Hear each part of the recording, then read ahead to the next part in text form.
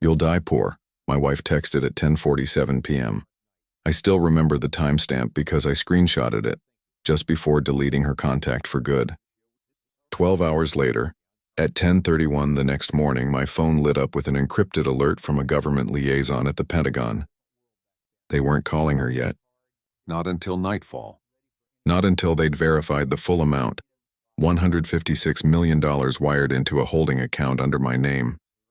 By the time she picked up their call, my number was already blocked, my address scrubbed, and every joint account frozen with a court order she couldn't reverse. She thought I was bluffing when I told her I'd walk away with nothing. She didn't understand that nothing was the only way to reset the board.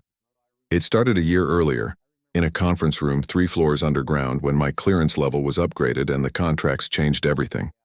But to her, all she saw was a husband who stopped explaining himself. She had no idea what was being built in silence until it was already too late. She'd been sending those texts for months. Little jabs disguised as jokes, screenshots of luxury handbags, messages that read "real men provide" on, followed by her favorite emoji, that rolling eye smirk. At first I ignored it. I was still buried in the classified project that had swallowed the last 18 months of my life, codenamed Sentinel Phase 4, under a contractor agreement with the Department of Defense. It wasn't glamorous, just endless data audits, encrypted transfers, and network risk assessments. But it paid well enough for 2 people to live comfortably if one of them didn't see comfort as a competition. When I came home, she'd measure silence in receipts. "You were at work," she'd say, "and I was here eating leftovers." I stopped trying to explain that sometimes the less I said, the safer we both were. She wanted proof of loyalty in the form of purchases. I wanted quiet. The shift began the week my department announced the internal security restructuring. We'd caught 2 subcontractors leaking infrastructure specs. One of them was from our own floor. The following Monday, everyone with Level 4 clearance was issued a warning. All digital communication outside the secure network was being monitored. When I mentioned that to my wife, she laughed. "So now you can't even text me? What are you, a spy?" I told her it wasn't a joke. She rolled her eyes. That night, she posted a photo from a rooftop bar with her friend Marissa, captioned "Married to the Invisible Man." Comments poured in. Friends, co-workers, all the people who didn't know what it meant to hold a clearance that could end your life if misused. 2 months later, the first audit notice arrived. My name, along with 6 others, was attached to a dispute over funds from an old energy division buyout. At stake, compensation for an incident buried under redacted documents from 2009. I was just the analyst verifying transfers, but my name appeared in the header of the legal review. The settlement was classified dormant, forgotten, until the Department of Energy merged with defense assets, and suddenly billions in restitution were being recalculated. Most names on that list belonged to companies. Mine was one of 3 belonging to individuals. The paperwork was dense, dry, full of codes, but the number beside my name was clear: 156,042,711.18. I didn't believe it either at first. I didn't tell her. I couldn't. The terms required absolute silence until the official release from the Pentagon's fiscal office. And even then, it was conditional. Payment could only be acknowledged once verified through secure correspondence. But she sensed something. Women like her always do. My late nights multiplied, my phone stayed face down. She went through my laptop, my emails, my jacket pockets, even my old briefcase. Once I came home early and caught her scrolling through my bank statements on the kitchen island. "What are you looking for?" I asked. "Proof you still exist," she said, not even looking up. I took the laptop, closed it, and walked out. That night she sent the first of many messages that would later serve as evidence. "You'll die poor. You'll die alone, and I'll be fine." In January, we stopped speaking except through texts. She'd stopped cooking. I stopped pretending to sleep in the same bed.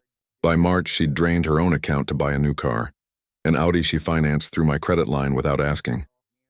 When I froze her card, she called my office pretending to be my assistant, trying to lift the restriction. HR notified me the same day. That was the moment the switch flipped. I stopped reacting emotionally. Everything from that point was documented. Receipts, statements, text logs, phone recordings, even screenshots of her posts bragging about her man's salary while mocking the same job that financed her lifestyle. Then April came, and the Pentagon email arrived.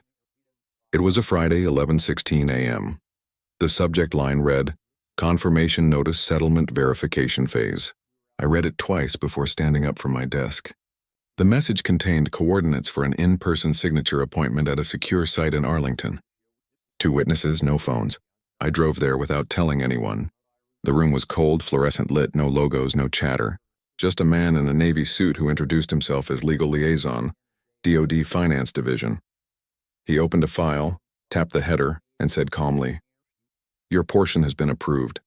Funds are being held under the temporary trustee protocol. You'll receive a call for verification within 72 hours.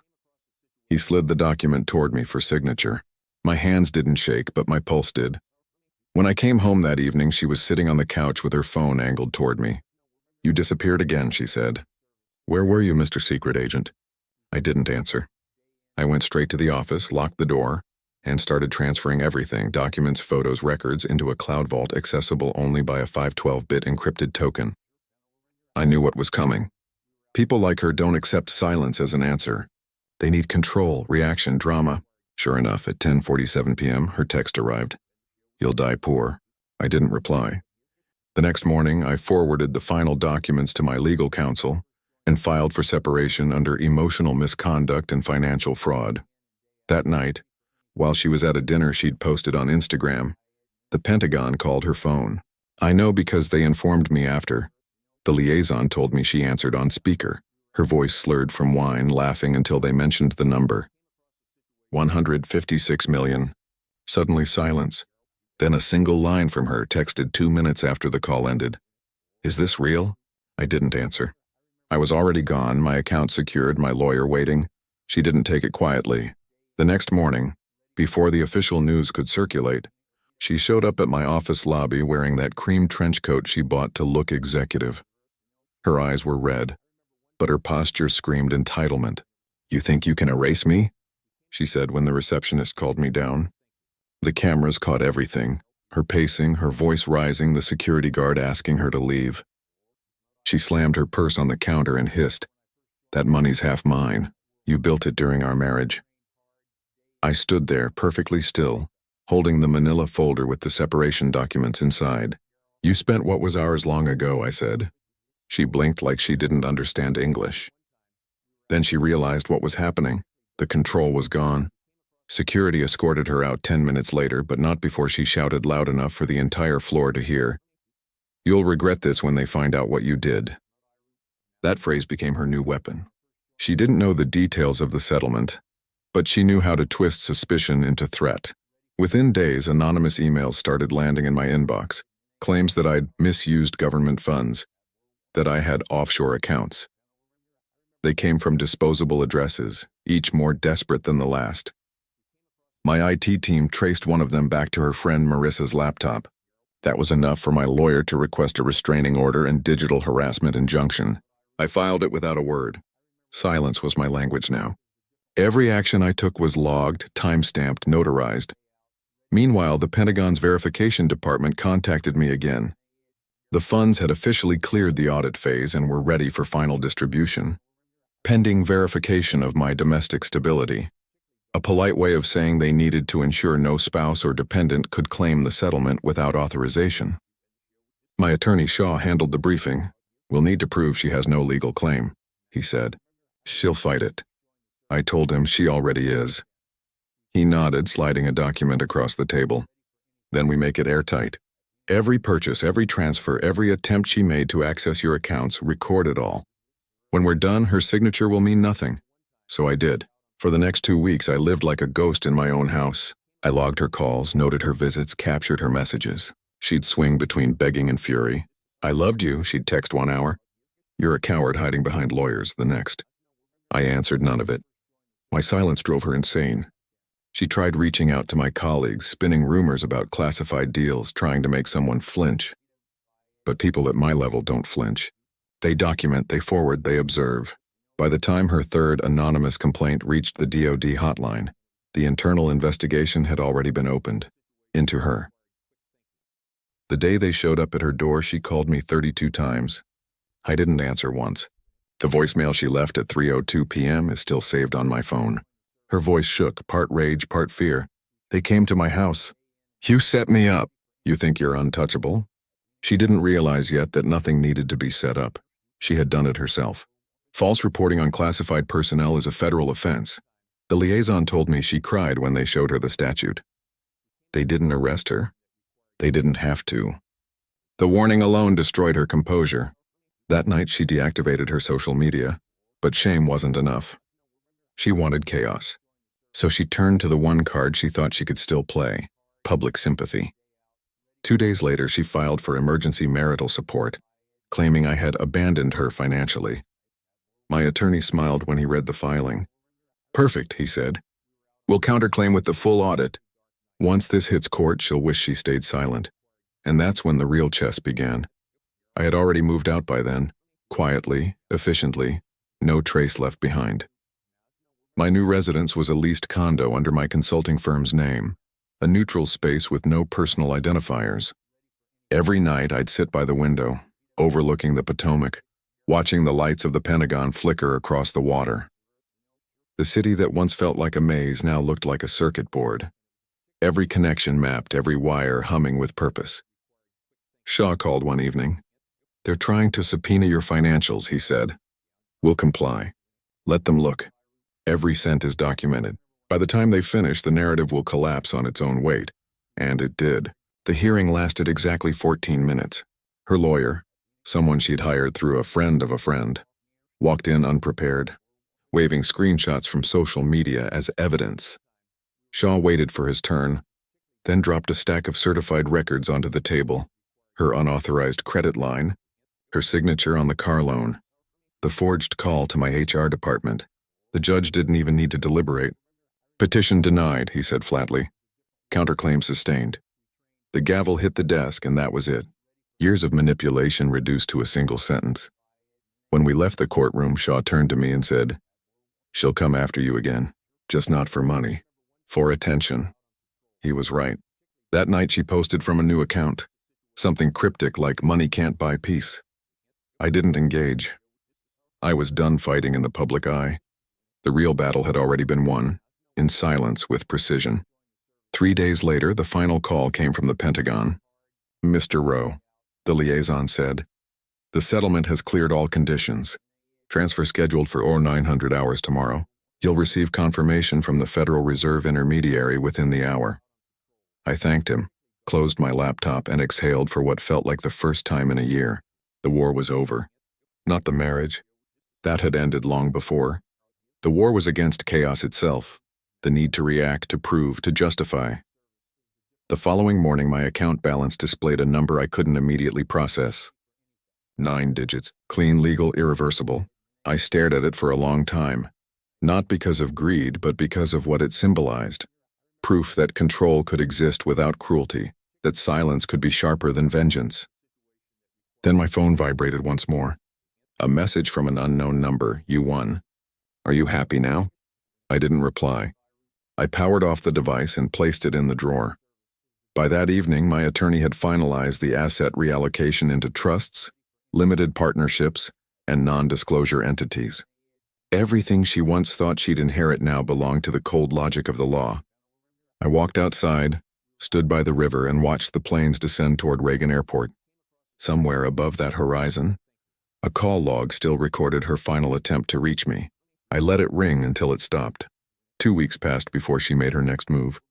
I was working remotely from the new condo, a clean space, steel glass, nothing sentimental, when I got the alert that someone had tried to access one of my subsidiary accounts. The system automatically froze it. When I called the bank, they confirmed the attempt came from a device in our old neighborhood, using a password variation that only she could have known. That's when I realized she wasn't done. She wasn't trying to win back anything tangible anymore. She wanted me exposed. That was her new currency: humiliation. She wanted a story where she was the wronged woman and I was the cold, unfeeling husband hiding behind the Pentagon. It didn't take long for her to find an audience. One morning, a colleague sent me a link, a local news blog featuring an anonymous exclusive about a defense contractor husband hiding millions from his wife. The details were vague enough to avoid defamation, but accurate enough to trace back to me. The phrasing emotionally absent, financial secrecy, mysterious government payouts, was all her. She'd always been good with tone. She could make venom sound like poetry. I didn't respond publicly. I didn't call the journalist. I sent one email to Shaw with the subject line, Containment Protocol. Within 48 hours, the blog had quietly retracted the article, citing inconsistent sourcing. Shaw's media attorney sent me a screenshot of the author's apology email, where they admitted the source had personal ties and offered incomplete evidence. He didn't need to say her name, but the retraction wasn't what mattered. What mattered was that it proved what I'd always known. She would rather burn her own credibility than accept the silence. That's when I decided to act preemptively. If she wanted attention, I'd give her documentation, facts, dates, signatures. I compiled everything, every misuse of credit, every unauthorized expense, every fabricated claim. I even had video stills from the building cameras the day she stormed into my office. I didn't plan to release it publicly. I just wanted it ready, a loaded file for the moment she crossed the final line. Shaw called it insurance, I called it closure. But she still had one last trick left. Emotion. She started reaching out to mutual friends, crying over lunches, playing the victim. He froze my accounts, she'd say. He left me with nothing. A few of them reached out to me quietly, testing the waters. I sent one reply. There are two sides to every audit. That shut most of them up, but not all. One old friend, Kevin, texted me late one night. She's saying you're under federal investigation. Is that true?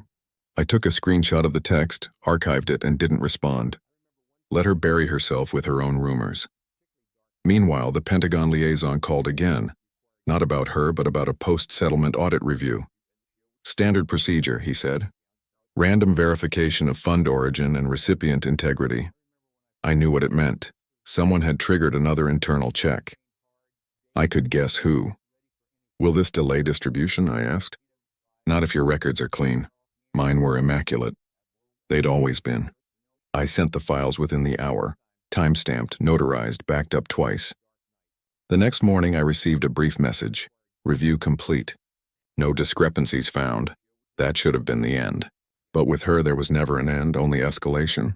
A week later she showed up at my condo building. The concierge called me from the lobby. Sir, there's a woman downstairs, says she's your wife.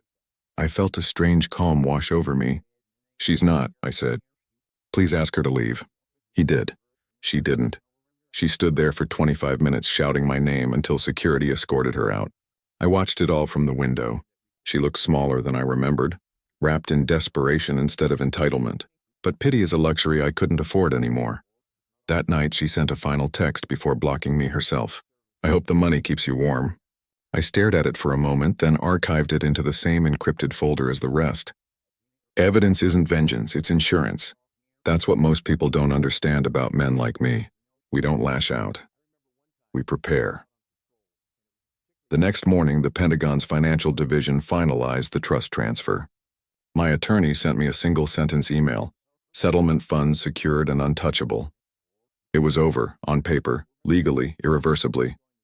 But internally, the quiet aftermath felt heavier than the storm. I thought I'd feel triumphant. Instead, I felt clean, hollow, precise, like a system that had completed its final task.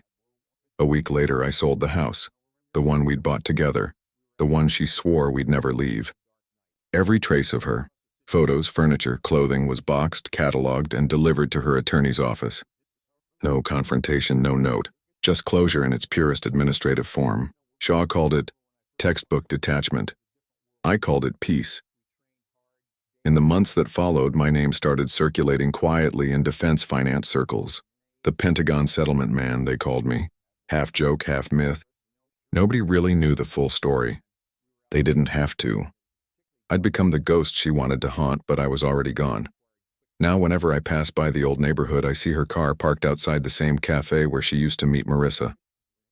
Maybe she's still telling the story, painting herself as the tragic wife betrayed by secrets. Maybe people believe her. Maybe they don't. It doesn't matter. The truth doesn't need believers. It just needs records. By the end of that year, the trust portfolio had doubled through strategic reinvestment. Shaw congratulated me over dinner. You did everything by the book, he said. No loose ends. I nodded, but I didn't tell him that sometimes I still hear the echo of her last message when I close my eyes. You'll die poor. Maybe not in money, but there are other currencies, time, warmth, trust that no settlement can restore. Still, I chose silence. Because silence can't be misquoted. 3 months after the settlement cleared, she tried again. Only this time she went higher. It started with a call from Shaw early one morning. She's filed a grievance with the Office of the Inspector General, he said, voice calm but tight. Claims you obtained classified funds through insider connections. I didn't even react. I poured my coffee, stared out the window and asked, do they believe her? He sighed. They have to check. It's procedure. Within 48 hours, a pair of investigators showed up at my firm. Not police, internal compliance. Quiet, methodical, wearing gray suits that looked identical. They asked for copies of all communications related to Sentinel Phase 4, including payment records, project logs, and contract updates. I gave them everything. No hesitation, no deflection. Just documentation, pristine and time-stamped. The lead investigator, a woman named Keller, scanned the files and said, "We'll be in touch." She wasn't hostile, just curious. The kind of professional who knows when someone's hiding something and when they aren't. Before leaving, she asked one last question. Do you know why your wife would make this claim? I looked her straight in the eye. Because she can't stand the idea that I followed the rules and still won. Keller didn't smile, but her silence said enough. A week later, the official letter arrived. Case closed. No violation found. It was over before it began. I thought that would finally stop her, but humiliation doesn't fade, it metastasizes. She pivoted again, this time to social media. She started an anonymous blog, posting fabricated diary entries under the pseudonym, The Contractor's Widow. Each post painted me as a manipulative genius who'd tricked the government and emotionally destroyed his family. Her writing was sharp, too sharp to be ignored, and within days, it went viral in small conspiracy forums.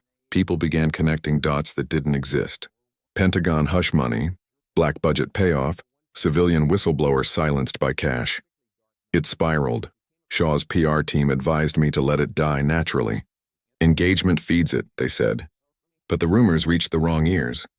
One afternoon, I got a call from a former colonel who now headed a private security contracting group. Rowe, he said, we're hearing chatter about you being a liability. Should I be worried? I assured him there was nothing to worry about. He paused, then chuckled. Then send me your file like old times. I'll squash it before it grows legs. I sent him the packet Shaw had prepared months earlier.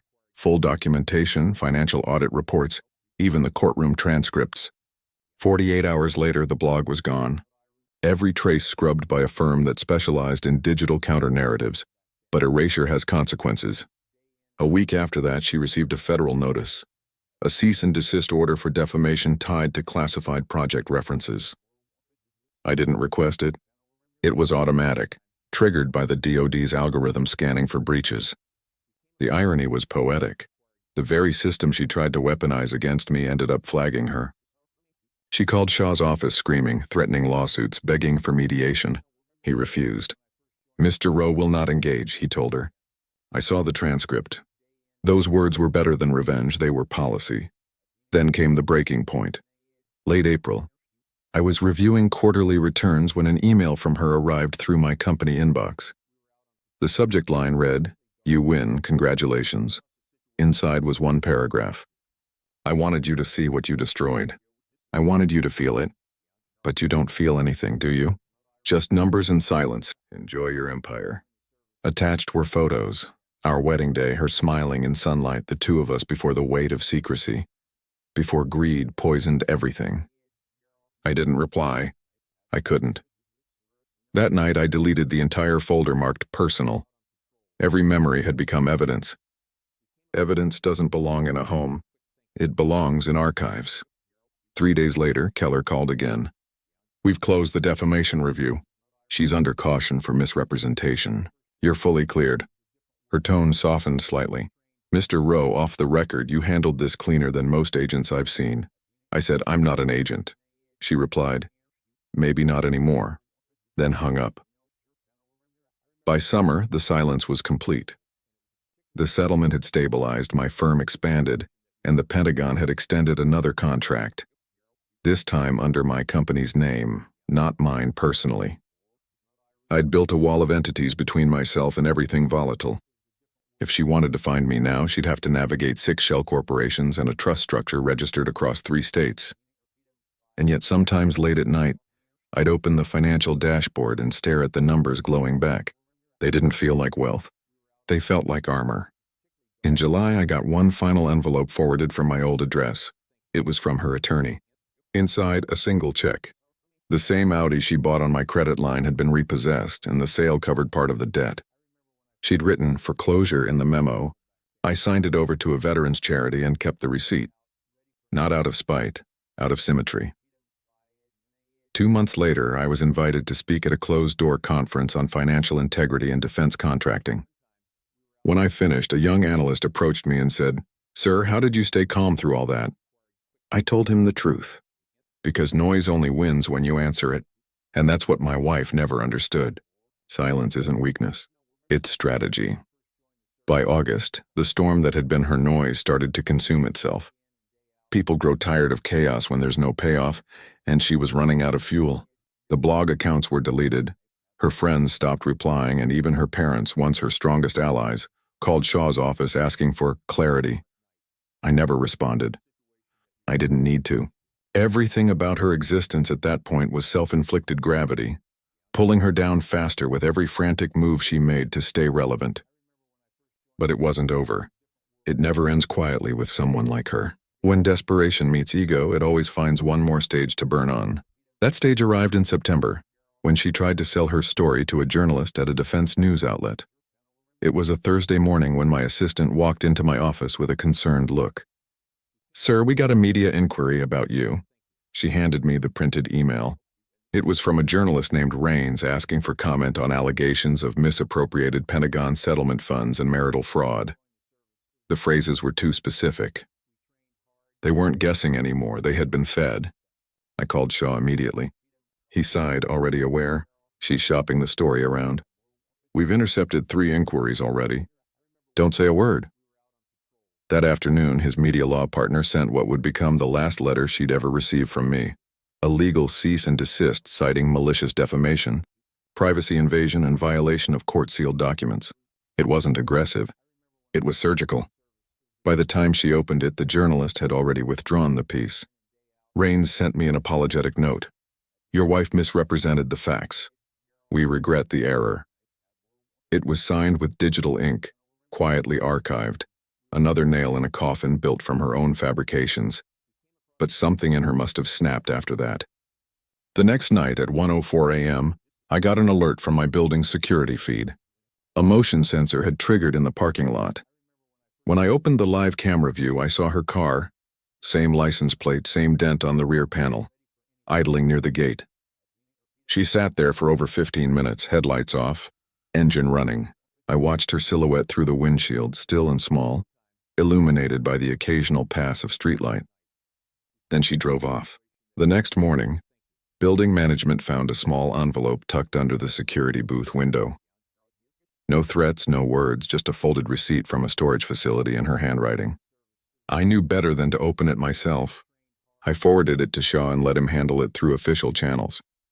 Inside the locker, investigators found printed screenshots, emails, transaction records, doctored to make it look like I had siphoned off government funds into offshore accounts. Sloppy, amateurish forgeries, but the intent was enough to classify it as fraud and attempted blackmail. Shaw called me from the site. "You didn't touch this, right?" I said no. "Good," he replied, "because she's about to have a very different kind of conversation with the people she tried to weaponize." Within 48 hours, she received a subpoena for questioning. I didn't rejoice. There's no satisfaction in watching someone you once loved implode, only inevitability. The hearing was private, held in a federal building in D.C., and I didn't attend. Shaw did. He told me later how she walked in wearing a pale blue suit, trembling slightly, eyes hollow.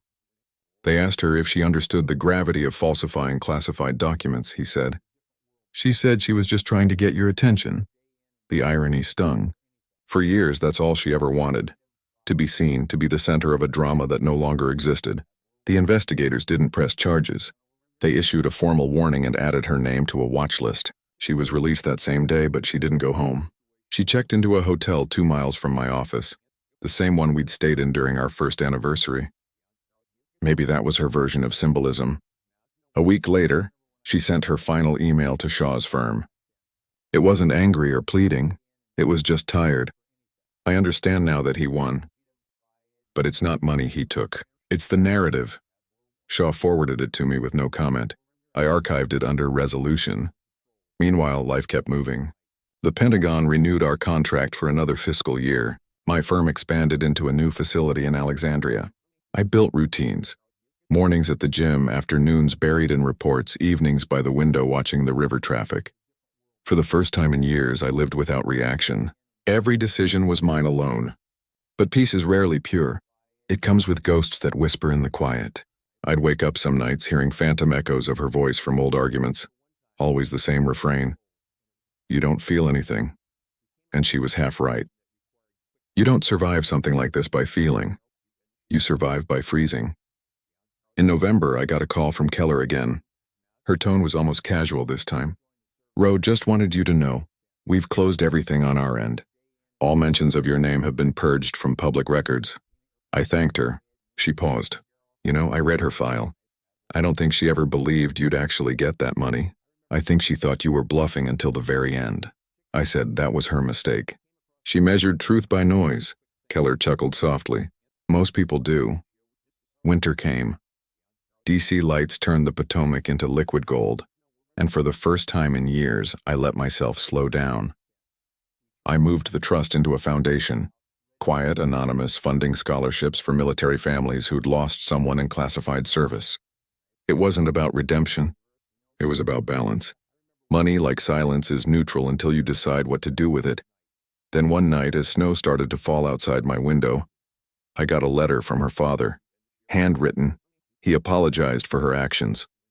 Said she'd moved out of the city, gone back to her hometown in Oregon, living with relatives. She doesn't talk much anymore, he wrote. But she said one thing last week. He didn't die poor after all.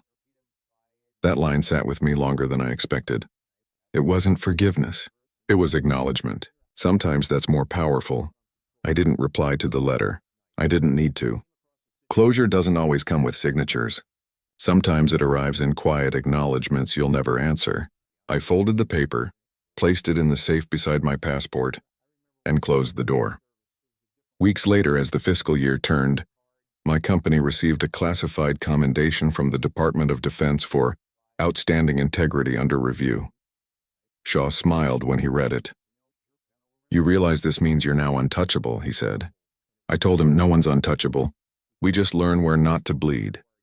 At night, I sometimes walk the bridge over the Potomac where the planes descend low enough you can see the pilots' faces. That's where I finally understood what she never could, that survival isn't about revenge, it's about control. She wanted to win arguments. I wanted to end them. She fought to be remembered. I built a life designed to be forgotten. The text she once sent, "You'll die poor," had become a kind of personal echo, a mantra I'd reversed in meaning. Poor wasn't about money anymore. Poor was about needing to be seen, needing to scream to exist. I wasn't poor. I was invisible. And invisibility in the right hands is wealth beyond measure. Half a year after that first Pentagon transfer, the outside world finally caught up. The rumor cycle burned itself out. The blogs that had speculated on black funds closed their comment sections, and the noise gave way to the slow, bureaucratic hum of normal work. But underneath that quiet was the aftermath, an ecosystem of small ripples she had left behind. Frozen accounts, unpaid taxes, default notices. She had always believed drama could be converted into currency, but life doesn't honor that kind of debt. The court filings kept arriving at my attorney's office, and every one of them carried her name in the fine print. It was no longer my battle.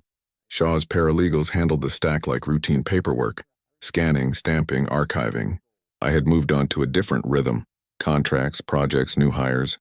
For the first time since the settlement, my calendar was full of tasks that had nothing to do with her. One night as I was closing a procurement review, Shaw called. "She's filed for bankruptcy," he said. His tone was neutral, almost gentle. "It's not about you anymore. She's in over her head with debts, the car loan, the credit lines, a few friends she borrowed from to pay legal fees. She's losing the condo. I listened in silence. Do we need to respond? I asked. No, he said. She listed your name once, but the trustee struck it out. No legal ties remain. For a long moment, I didn't say anything. Then I asked, is she all right? Shaw exhaled. She's surviving. That's more than she deserves, but it's something. After the call ended, I sat in the dark for a long while. Not out of pity, more like quiet inventory. It's strange how even victory leaves residue. You don't feel joy.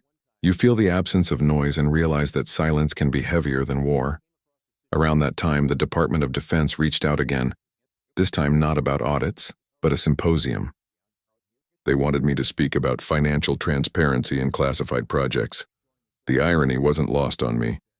The same system that nearly swallowed me now wanted me as its poster child for integrity. I agreed. The symposium was held in a cold, echoing hall in Arlington. Rows of suits, quiet faces, the kind of event where applause sounds like paperwork being shuffled. When I finished my presentation, one of the generals shook my hand and said, "Mr. Rowe, you're the kind of man this city forgets it needs." I didn't answer. Compliments are just quieter forms of manipulation. A week later, my assistant forwarded me a message that made me stop mid-sentence. It was from a small law firm in Portland, Oregon. Subject line, request for statement, estate of Laura Rowe. I opened it slowly. The message explained that she had passed away 2 weeks earlier. Vehicle accident late at night, no foul play suspected. They needed to confirm I was waiving any claim to the remaining marital property. I signed the attached form immediately, scanned it back without a word. Shaw called a few hours later, already briefed. "You don't have to process it now," he said quietly. "It's done." But I had already processed it. She had finally gone silent, and I couldn't tell if it was mercy or inevitability. That weekend, I drove to the river, the same bridge where I used to stand at night watching the planes descend. It was raining, soft and relentless, the kind of weather that erases sound. I leaned against the rail and thought about the text that started it all. "You'll die poor." She meant it as a curse, a prophecy meant to hurt. But in the end, she was the one who couldn't afford the silence. Every choice she made was a transaction against her own peace. I didn't feel triumphant, only final. After her death, the legal correspondence didn't stop. It merely shifted tone. Her family reached out through intermediaries, asking if I would contribute to a foundation they were building in her name for women recovering from financial trauma. I did, anonymously. I funded the first year's operation and never mentioned it to anyone. It wasn't forgiveness. It was arithmetic, balancing a ledger that had been open too long. Months later, during the next fiscal quarter, my firm was awarded a major contract for digital defense infrastructure, a project that would span 5 years. Hundreds of employees, billions in oversight. During the signing, I thought about how far the noise had receded. Every decision now passed through layers of order, structure, process, clarity. That's what victory really looks like. Not headlines or revenge, but quiet systems that no longer depend on emotion. Still at night, I kept the old phone in a drawer, the one that held her last message. I never deleted it. Not out of nostalgia, out of precision. You can't erase origin data from a story, no matter how clean you make the ending. That text was the timestamp of who I used to be. A man reacting, defending, explaining. The person I became afterward didn't reply. One winter evening, Keller invited me for coffee near the Pentagon complex. She had transferred departments, now running compliance for civilian contracts. We sat in a corner booth, both of us too used to silence to fill it with small talk. Eventually she asked, "Do you ever think about what she wanted?" I said, "Control." Keller stirred her drink. "No, maybe recognition. Maybe just to be remembered by you in any way." I looked at her and said, "Then she succeeded."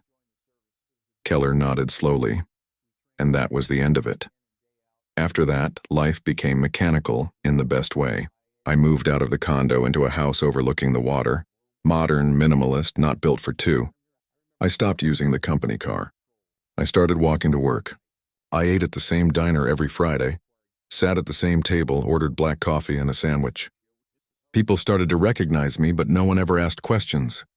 I liked it that way. Some stories belonged to the silence between lines, not to the noise of retelling.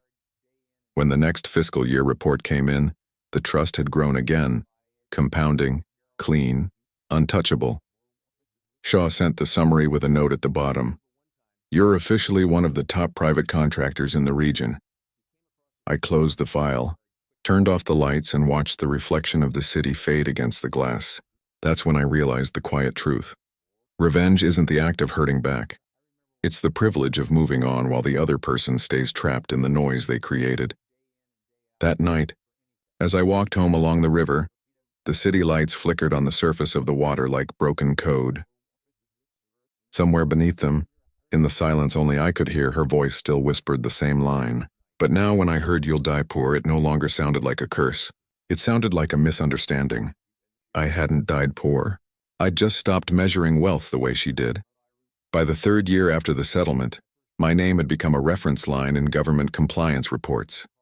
Every few months, a new analyst would email my firm asking permission to cite our audit model. The same structure that once saved me had turned into a blueprint for others. I didn't need to say yes or no. The permission was automatic.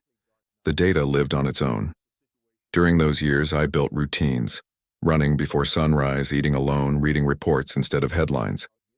Life stripped down to the clean edges of numbers and processes, and yet every now and then the world reminded me it hadn't forgotten the old story. Once a young contractor recognized me in an elevator and said, "You're the guy whose wife tried to sue the Pentagon, right?" I nodded. That was years ago. He grinned awkwardly, murmured, "Man, you must have nerves of steel." I said nothing, but the phrase followed me out of the building. Nerves of steel. They were just nerves that had burned out a long time ago. The foundation I'd started in her memory kept growing. Each quarter, a new batch of recipients wrote their thank you letters, students, widows, nurses retraining after military service. I never signed the responses. The staff handled everything. But one night, while reviewing reports, I stopped at a name that caught me off guard. Marissa L. The same Marissa who'd once stood beside my wife on that rooftop, mocking me in captions. She'd applied for tuition aid after a divorce and a foreclosure. I approved it instantly. There was a symmetry in that decision I didn't even need to explain. The following spring, a new contract took me to Europe for 6 months. Brussels, then Berlin, then London. The world outside Washington felt lighter, less performative. Nobody cared about who I used to be. They only cared about deadlines and deliverables. In hotel rooms, I'd sometimes scroll through archived emails just to remind myself that it had all really happened. The texts, the filings, the court orders, the endless documents that once defined my life. I'd read a line or two, then close the file before the old tension could wake up again. Healing, I learned, is just the act of getting bored with your own past.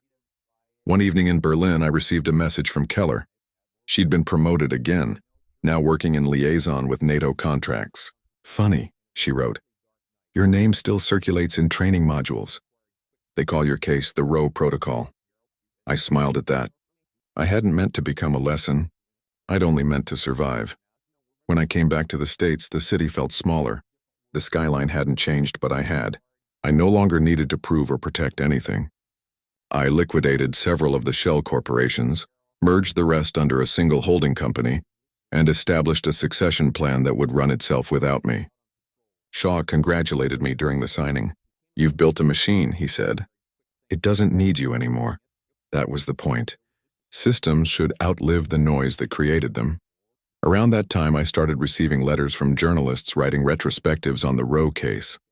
One even wanted to make a documentary. I declined every offer. Not because I feared exposure, everything was already public, but because stories once retold invite distortion. Silence can't be misquoted. It's the only truth that doesn't mutate. Still, one article slipped through. A minor business journal published a piece titled "The Man Who Outsmarted Chaos." It was flattering, detached, clinical. They got most of the facts right, except one. They described my marriage as a casualty of ambition. It wasn't ambition that killed it. It was the imbalance between transparency and need, the way she demanded access to things built precisely to stay unseen. She wanted light. I was built for shadow. By the 5th year, the money had become irrelevant. The investments multiplied quietly, and the foundation spun off into multiple branches. I no longer checked balances. I stopped attending board meetings. I took long drives instead, down the Chesapeake coast through small towns where no one knew my name.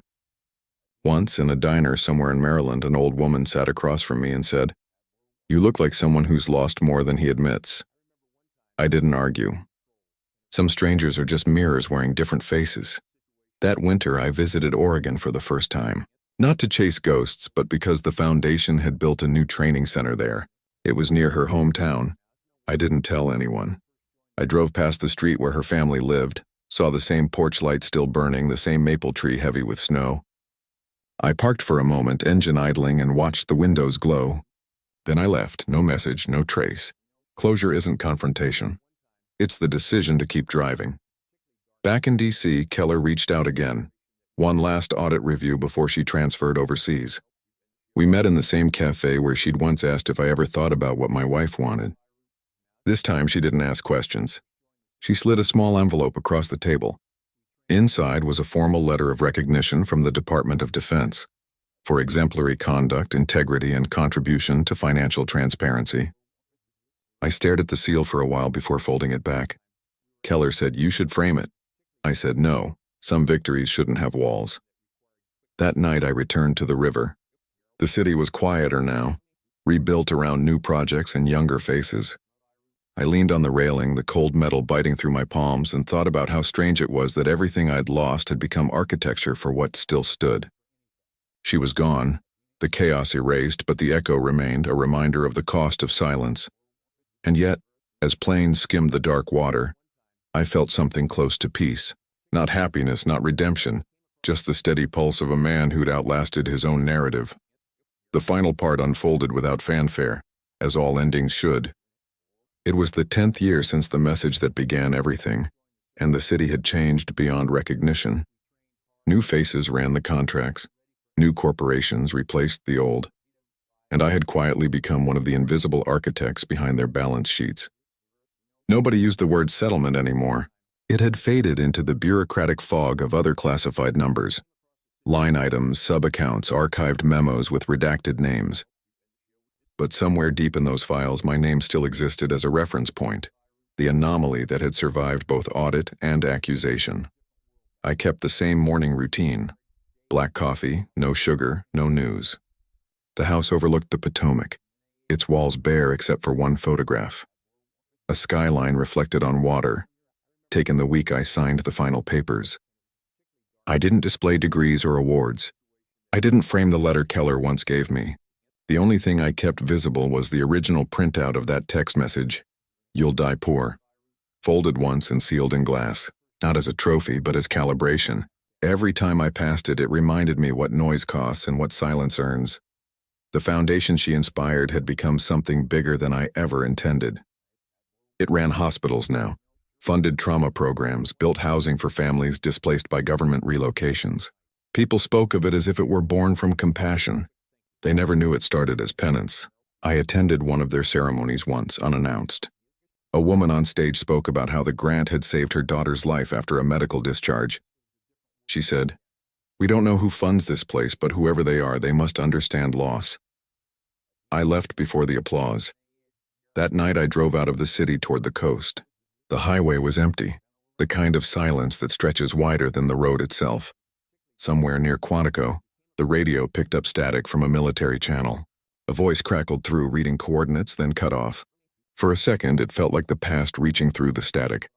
Those late nights of encrypted calls, secure drives, half-truths. Then it was gone.